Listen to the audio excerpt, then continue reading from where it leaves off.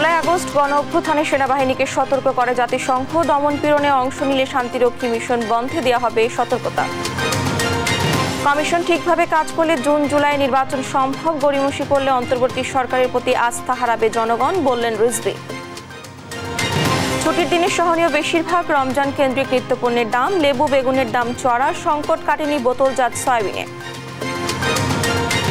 এবং সিরিয়ায় পতিত আসাদ সরকারের অনুসারীদের সঙ্গে সামরিক বাহিনীর ব্যাপক সংঘর্ষ। বিদ্রোহ, সেনা ও বেসামরিক মিলে নিহত 48।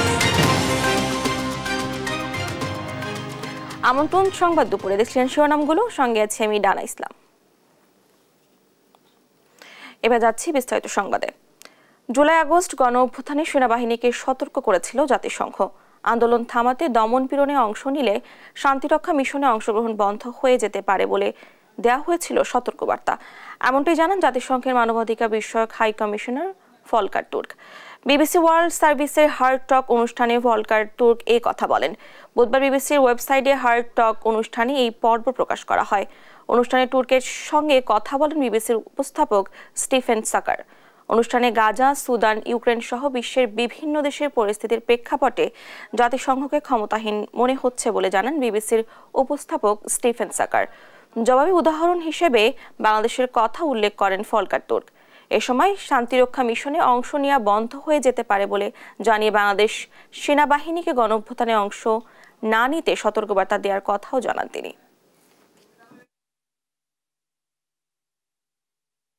I'll give you the example of Bangladesh last year.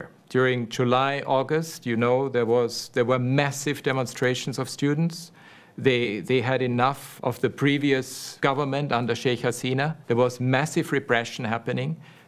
The big hope for them was actually our voice, was my voice, was also what we were able to do. And we put the spotlight on the situation. And we actually gave the warning to the army that if they get involved, it means that they may not be able to be a troop contributing country anymore. অন্তর্বর্তী সরকার যদি সঠিকভাবে কাজ করে তাহলে December নয় June জুলাইয়ের মধ্যে নির্বাচন সম্ভব বলে মন্তব্য করেছেন বিএনপির সিনিয়র যুগ্ম মহাসচিব রুহুল কবির রিজভী। তিনি বলেন, গড়িমসি করলে অন্তর্বর্তী সরকারের প্রতি জনগণ আস্থা হারাবে। শুক্রবার রাজশাহীতে আমরা বিএনপি পরিবারের আয়োজনে জুলাই আগস্টের ছাত্র আন্দোলন ও আওয়ামী শাসনামলের শহীদ ও আহতদের পরিবারের সঙ্গে সাক্ষাৎ ও দোয়া অনুষ্ঠানে এ কথা বলেন। এ সময় রিজভী আরও বলেন, ভারত এখন আওয়ামী লীগ নেতাদের বাগান বাড়িতে পরিণত হয়েছে। ভারতের বাংলাদেশ নিয়ে নাক গলানোর কোনো অধিকার নেই বলেও মন্তব্য করেন তিনি। এত গড়িমসি কেন এটা কঠিন হবে? নির্বাচন কমিশন যদি সঠিকভাবে কাজ করে তাহলে ডিসেম্বর কারো আপনার জুনের মধ্যে নির্বাচন করা সম্ভব, জুলাইয়ের মধ্যে নির্বাচন করা সম্ভব। কারণ এদেশের জনগণ আজকে 1.5 যুগ ধরে নির্বাচন ভোট দিতে পারে না। আর এইটা নিয়ে গড়িমসি করা হলে জনগণের মধ্যে সন্দেহ জাগবে এই অন্তর্বর্তীকালীন সরকারের কাছে প্রতি। পবিত্র রমজান ঘিরে এবার ভিন্ন রূপ রাজধানীর বাজারে। কমেছে রমজান কেন্দ্রিক নিত্যপণ্যের দাম। আর উত্তাপ ছড়ালেও পড়তির দিকে লেবু, বেগুন, শসার দাম। মাংসের দাম কমতির দিকে থাকলেও দাম বেড়েছে ব্রয়লার মুরগির। বিস্তারিত মোহাম্মদ আলাউদ্দিন রিপোর্টে। এবার পবিত্র রমজানে নিত্যপণ্যের বাজারে এক ভিন্ন রূপ। দাম কমেছে অধিকাংশ পণ্যেরই। শুক্রবার রাজধানীর কাঁচা বাজারগুলোতে দেখা গেছে ক্রেতার ভিড়। বাজারে দেখা দিয়েছে বোতলজাত সয়াবিন তেলের সংকট। আমরা যে আগে যে দামে কিন্তু বৃষ্টি পড়ার জায়গা অনেক দামে কিনি, দাম কমে নাই।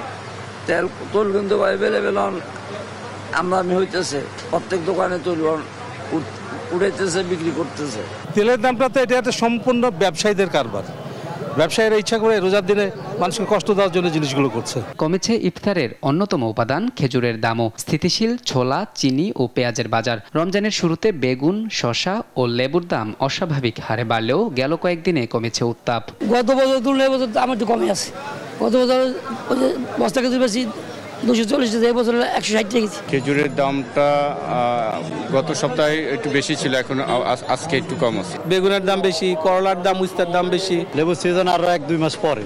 তাই এখন দেখা গেছে যে তারও তো জিনিসগুলা এখন আনতেছে, বেশি দাম দিয়ে আনতেছে, বেশি দামে তারা বিক্রি করতেছে, আমরা বেশি দাম দিয়ে কিনতেছি, আবার আমরা বেশি দাম দিয়ে বিক্রি করতেছি। সার্বিকভাবে আমার কাছে মনে হচ্ছে আগের চেয়ে একটু সহানুভূতি আছে আর কি, মানে আগের চেয়ে একটু কমই আছে আর কি। এদিকে গরুর মাংস কিছুটা কমে বিক্রি হচ্ছে 750 থেকে 780 টাকায়, আর ব্রয়লার মুরগিতে কেজি প্রতি বেড়েছে 10 টাকা।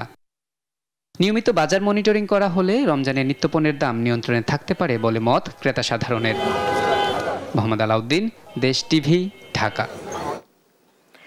রোজাদারদের স্বাস্থ্য ঝুঁকি এড়াতে পর্যাপ্ত পানি পান ও যথাসম্ভব তেলে ভাজা ও পোড়া খাবার এড়িয়ে চলার পরামর্শ দিয়েছেন চিকিৎসকরা। হৃদরোগের ঝুঁকি এড়াতে ধূমপান পরিহারের পরামর্শ দিয়েছেন হৃদরোগ বিশেষজ্ঞরা। রোজায় খাদ্যাভ্যাস নিয়ে এনআই নাহিদের প্রতিবেদন। সারাদিন রোজা শেষে মুখরোচক খাদ্য সামগ্রী দিয়ে ইফতার সারেন রোজাদাররা। যদিও স্বাস্থ্যসম্মত খাবারের প্রতি অমনোযোগী অনেকেই।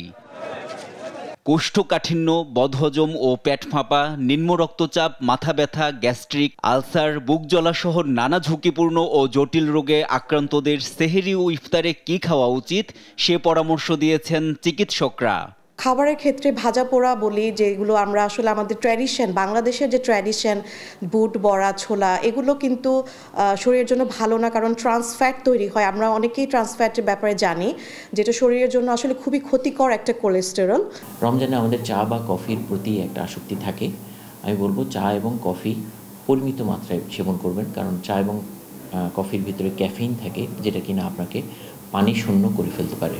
পর্যাপ্ত পরিমাণে পানি পান ও ভাজা পোড়া সহ তৈলাক্ত খাবার যথাসম্ভব পরিহারের পরামর্শ চিকিৎসকদের। এই রমজান সুস্থ থাকতে গেলে জানতে হবে যে এই খাবারের পরিমাণটা ইফতার থেকে সেহরি পর্যন্ত এই সময়টার মধ্যে আমাকে পানিটা ঠিক মতো খেতে হবে, কারণ শরীর যেহেতু আমাদের ডিহাইড্রেটেড হয়ে যাচ্ছে রমজানের মধ্যে প্লাস রোদের জন্য, সে কারণে পানিটা পর্যাপ্ত পরিমাণে খেতে হবে, 10 থেকে 12 গ্লাস। এবং যদি আমি লিকুইড জাতীয় খাবারটা বেশি রাখি, তাহলে পানি বা ফলমূল রাখি, তাহলে কিন্তু পানির ভাবটা পূর্ণ হয়ে যাচ্ছে। সুস্থ দেহে সুন্দরভাবে রোজা পালনে স্বাস্থ্যসম্মত খাবার গ্রহণ করবেন রোজাদাররা, এমনটাই পরামর্শ তাদের। এনআই নাহিদ, দেশ টিভি, ঢাকা। মাগুরাতে ধর্ষণের শিকার গুরুতর অসুস্থ শিশুটিকে চিকিৎসা দেওয়া হচ্ছে ঢাকা মেডিকেল কলেজ হাসপাতালে। সেখানে রয়েছেন সহকর্মী শাহাদাত নিশাত, সরাসরি যুক্ত হচ্ছেন তিনি। নিশাত, শিশুটির অবস্থা সম্পর্কে কর্তব্যরত চিকিৎসকরা কি বলছেন জানাবেন।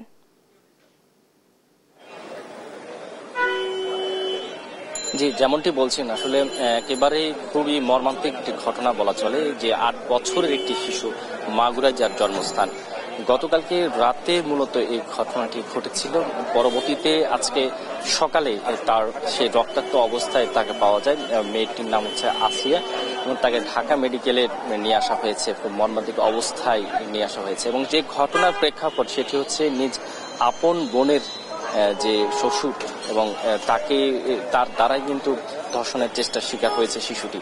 এবং এই ঘটনায় কিন্তু অলরেডি 2 জনকে গ্রেফতার করা হয়েছে, অর্থাৎ তার বোনের স্বামী এবং তার যে বোনের শ্বশুর, 2 জনকে গ্রেফতার করা হয়েছে। কিন্তু শিশুটির যে অবস্থা সেটি কিন্তু একেবারেই মর্মান্তিক অবস্থায় রয়েছে। এখন পর্যন্ত তার অবস্থা তেমন কোনো উন্নতি হয়নি এবং সেটি কিন্তু আমরা জেনেছি। ইতিমধ্যে আমরা এখানে যে প্রেক্ষাপট সেই অনুযায়ী কিন্তু ডাক্তারের সাথে কথা বলার চেষ্টা করেছি, এবং সেই অনুযায়ী যদি আমরা একটু বলার চেষ্টা করি, এখানে আমরা সেই আসিয়ার ফুফাতো ভাইকে পেয়েছি, তিনিও সার্বক্ষণিক সকাল থেকে সেখানে আছেন। একটু যদি বলতেন আপনার বোনের এখন কি অবস্থা? বোনের অবস্থা আগে গতকাল থেকে যেরকম অবস্থা ছিল এখনো তেমন অবস্থায় আছে, জ্ঞান নাই ওর। ডাক্তার বলছে যদি গুরুতর কোনো কিছু হয় তখন আমরা লাইফ সাপোর্টে নিব, তার আগে আমরা লাইফ সাপোর্টে নিব না, কারণ ওর অবস্থা এখন গতকালকের মতনই আছে। এতক্ষণ ঢাকা মেডিকেল কলেজ হাসপাতাল থেকে জানাচ্ছিলেন শাহাদাত নিশাত। রাজধানী উত্তরা থেকে নিষিদ্ধ ঘোষিত সংগঠন হিজবুত তাহরিরের 3 সদস্যকে গ্রেফতার করেছে ঢাকা মেট্রোপলিটন পুলিশের counter terrorism and transnational crime CTTC unit. সকালে DMP media and public relations বিভাগের উপ কমিশনার মোহাম্মদ তালিবুর রহমান এ তথ্য নিশ্চিত করেছেন। গ্রেফতার হওয়া ব্যক্তিরা হলেন মনিরুল ইসলাম, মোহতাসিন বিল্লাহ এবং মাহমুদুল হাসান। তারা নিষিদ্ধ ঘোষিত সংগঠন হিজবুত তাহরিরের সক্রিয় সদস্য বলে প্রাথমিক জিজ্ঞাসাবাদে স্বীকার করেছেন এবং তাদের কাছ থেকে জব্দকৃত আলামত থেকে প্রাথমিকভাবে এর সত্যতা পাওয়া গেছে বলে জানায় সিটিটিসি। রাজধানী বায়তুল মোকাররম জাতীয় মসজিদের সামনে আছেন সহকর্মী এনআই নাহিদ, সেখান থেকে সরাসরি যুক্ত হচ্ছেন তিনি। নাহিদ, সেখানকার আইন শৃঙ্খলা পরিস্থিতি সম্পর্কে কেমন দেখছেন আমাদের জানাবেন। ধন্যবাদ। যেমনটি আপনি বলছিলেন, এই মুহূর্তে আমি আছি পল্টন। এখানে আপনি জানেন যে নিষিদ্ধ ঘোষিত সংগঠন হিজবুত তাহরির তাদের পূর্ব ঘোষিত কর্মসূচি মার্চ ফর খিলাফতের যে কার্যক্রম বা যে কর্মসূচি, এটা কিন্তু আজ বাদ জুম্মা শুরু করেছে। তো এই কর্মসূচিকে ঘিরে তারা পুলিশ এবং কর্মসূচিতে আন্দোলনকারী যারা আছে তারা মুখোমুখি অবস্থান করেছে এবং কর্মসূচিতে বাধা প্রদান করার ফলে পুলিশ বাধা প্রদান করে, এতে করে টিয়ার গ্যাস, লাঠিচার্জ এবং সাউন্ড গ্রেনেড ছুড়ে দেওয়া হয়, এতে করে ছত্রভঙ্গ হয়ে যায় আন্দোলনকারীরা। কিন্তু তারা এখনো এলাকা ত্যাগ করেনি, বিভিন্ন গলিতে অবস্থান করে দফায় দফায় বিভিন্ন ব্যানারে তারা ফিরে আসার চেষ্টা করছে এবং পুলিশ তাদেরকে ছত্রভঙ্গ করতে এবং আন্দোলন প্রতিহত করার চেষ্টা করছে। তো এইদিকে নিরাপত্তা পুলিশের সাথে সাথে র্যাব এবং সেনাবাহিনীও কিন্তু মোতায়েন আছে পর্যাপ্ত পরিমাণে এবং বিপুলভাবেই। এবং সমগ্র আপনাকে একটা কথা যেটা বলতে চাচ্ছি যে সমগ্র পল্টন এলাকা কিন্তু এই মুহূর্তে যুদ্ধক্ষেত্রে পরিণত হয়েছে। দফায় দফায় লাঠিচার্জ, সাউন্ড গ্রেনেড, ধাওয়া পাল্টা ধাওয়ায় একটা ভীত সন্ত্রস্ত ভাব। তো আজকে এমন শান্তিপূর্ণ একটা দিনে এমন কর্মসূচি বা এমন হবে এটা কিন্তু মুসল্লিরা ধারণা করতে পারেনি। তারা যখন এখানে নামাজে এসেছিল তারা কিন্তু একটা শান্তিপূর্ণ পরিস্থিতি প্রত্যাশা করেছিল। আপনি এই মুহূর্তে দেখতে পাচ্ছেন যে ধাওয়া পাল্টা ধাওয়া চলছে দূরবর্তী জায়গাতে এবং আইন শৃঙ্খলা রক্ষাকারী বাহিনীর সদস্যরা তাদেরকে প্রতিহত করার জন্য সামনের দিকে এগিয়ে যাচ্ছে। আমরাও এই মুহূর্তে তাদেরকে অনুসরণ করে সামনের দিকে যাচ্ছি। তো এখন কিছুটা শান্তিপূর্ণ হলেও আবার কখন উত্তপ্ত হয়ে উঠবে পুরো এলাকা ঠিক বোঝা যাচ্ছে না। তবে আমরা তো এই মুহূর্তে পল্টন থেকে এই ছিল আমার কাছে সবশেষ। ধন্যবাদ আপনাকে। এতক্ষণ রাজধানীর বাইতুল মোকাররম জাতীয় মসজিদের সামনে থেকে জানাচ্ছিলেন আমাদের সহকর্মী এনআই নাহিদ। নারায়ণগঞ্জ ও জয়পুরহাটে আলাদা সড়ক দুর্ঘটনায় 4 জন নিহত হয়েছেন, আহত হয়েছেন 1 জন। পুলিশ জানায় বৃহস্পতিবার রাত 10:30টার দিকে নারায়ণগঞ্জের ঢাকা চট্টগ্রাম মহাসড়কের মদনপুরের দেওয়ানবাগ এলাকার একটি তেলবাহী ট্রাক লরির সঙ্গে উল্টো পথে আসা মোটরসাইকেলের মুখোমুখি সংঘর্ষ হয়। এ সময় মোটরসাইকেলে থাকা 3 আরোহীর মধ্যে ঘটনাস্থলেই 2 জনের মৃত্যু হয়। আহত অপর 1 জনকে উদ্ধার করে ঢাকা মেডিকেল কলেজ হাসপাতালে পাঠানো হয়। এদিকে এর আগে সন্ধ্যায় জয়পুরহাটের খেতলাল উপজেলার নিশ্চিন্তা বাজার থেকে মোটরসাইকেলে করে বাড়িতে ফিরছিলেন দুলাল ও জহুরুল। পথে মুন্দাইল এলাকার রাস্তার পাশে দাঁড় করিয়ে রাখা একটি আলু বোঝাই ট্রাকের মুখোমুখি মোটরসাইকেলটির ধাক্কা লাগলে ঘটনাস্থলেই মারা যান জহুরুল। এ সময় গুরুতর আহত অবস্থায় দুলালকে উদ্ধার করে উপজেলা স্বাস্থ্য কমপ্লেক্সে ভর্তি করা হলে সেখানে তার মৃত্যু হয়। রাস্তার ডান পাশে বেপরোয়াভাবে মোটরসাইকেল আসে ট্রাককে মারে এবং জায়গায় একদম স্পট হয় আর আরেকজন হাসপাতালে সংগ্রহ করা হয়েছে। পরবর্তীতে আইনগত ব্যবস্থা গ্রহণ করা হবে।